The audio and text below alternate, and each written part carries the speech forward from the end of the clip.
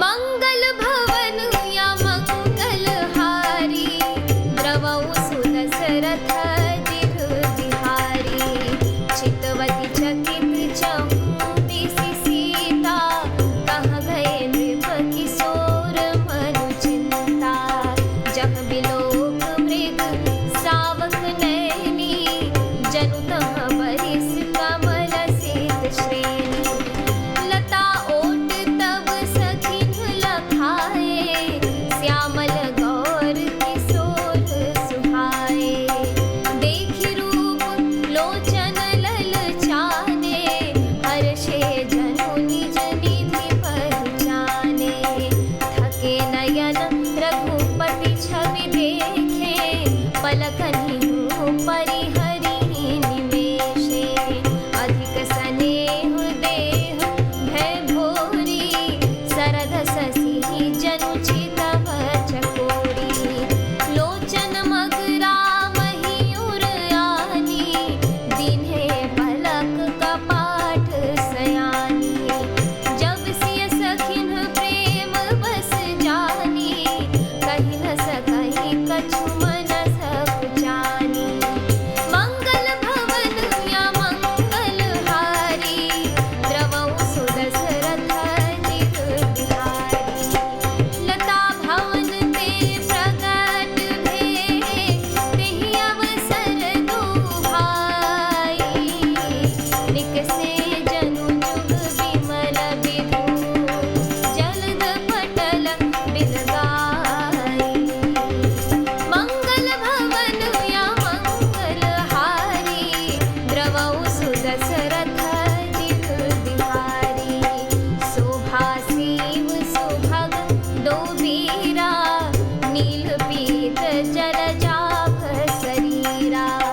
मोर पंख सिर सोहत नीके, गुच्छ बीच बिच कुसुम कलीके।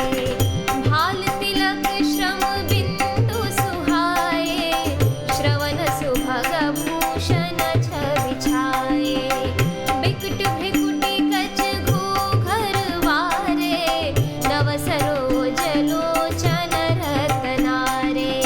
चारु चिबुक नासिका कपोला, हास विलास लेत मनु मोला। मुख छवि कहि न जाई मोहि पाही, जो बिलोकी बहु काम न जाही। उर्मणिमाल कंबुकल गीवा, काम कलभ कर भुज बल सीवा। सुमन समेत बाम कर दोना, सावर कुंवर सखी सुठिलोना। मंगल भवन या मंगल हारी, द्रवौ सुदशरथ बिहारी। के हरि कटिपट पीत धरा, सुषमा सील निधान। देखि भानु कुल भूषण ही, बिसरा सखिन अपान। मंगल भवन या मंगल हारी, द्रवौ सुदशरथ बिहारी।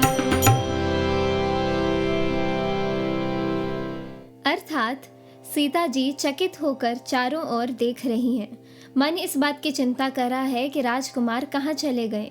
बाल मृग नयनी यानी मृग के छौने की सी आँख वाली सीता जी जहाँ दृष्टि डालती हैं, वहाँ मानो श्वेत कमलों की कतार बरस जाती है।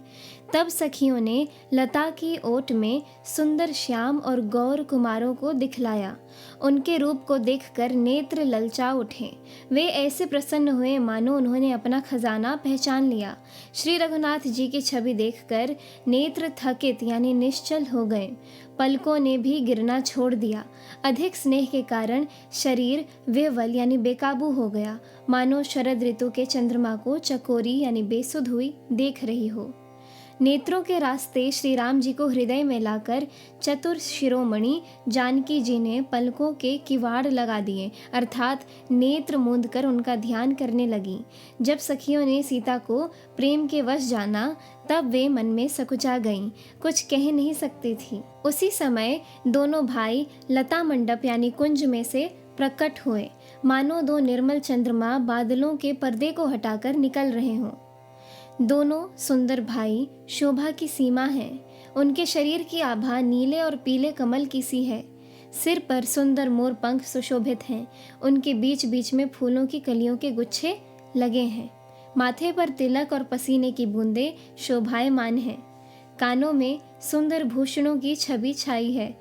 टेढ़ी भौहें और घुंघराले बाल हैं। नए लाल कमल के समान रत्नारे यानी लाल नेत्र हैं। ठोड़ी, नाक और गाल बड़े सुंदर हैं और हंसी की शोभा मन को मोल लिए लेती हैं। मुख की छवि तो मुझसे कही ही नहीं जाती, जिसे देखकर बहुत से कामदेव लजा जाते हैं। वृक्ष स्थल पर मणियों की माला है। शंख के सदृश सुंदर गला है। कामदेव के हाथी के बच्चे की सूंड के समान उतार चढ़ाव वाली एवं कोमल भुजाएं हैं, जो बल की सीमा है। जिसके बाएं हाथ में फूलों सहित दोना है। हे सखी, वह सांवला कुंवर तो बहुत ही सलोना है। सिंह की सी पतली लचीली कमर वाले पीतांबर धारण किए हुए शोभा और शील के भंडार सूर्य कुल के भूषण श्री रामचंद्र जी को देखकर सखियां अपने आप को भूल गईं। इस एपिसोड में इतना ही। आगे की कथा सुनने के लिए कृपया मेरे YouTube चैनल से जुड़े रहें। धन्यवाद।